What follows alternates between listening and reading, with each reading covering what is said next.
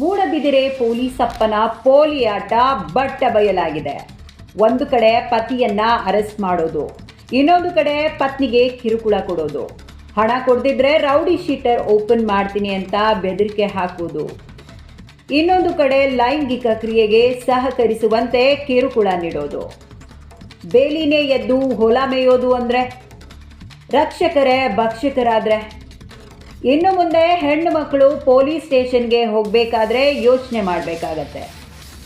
ಇನ್ನು ಈತ ಮಾಡಿರೋ ಕೆಲಸಕ್ಕೆ ಇಡೀ ಡಿಪಾರ್ಟ್ಮೆಂಟೇ ನಾಚಿಕೆ ಪಡುತ್ತೆ.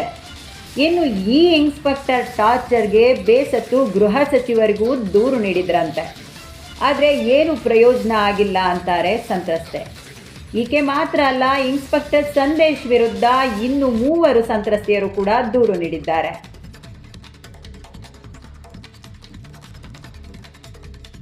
ತುಂಬ ಸರ್ತಿ ಕಂಪ್ಲೇಂಟ್ ಕೊಟ್ವಿ ಮೇಡಮ್, ಕಮಿಷನರಿಗೆ ಕೊಟ್ವಿ, ACP ಕೊಟ್ವಿ, ಎಲ್ಲಿ ಕೊಟ್ಟರು ಏನೂ ನಮಗೆ ನ್ಯಾಯ ಸಿಗ್ತಾ ಇಲ್ಲ.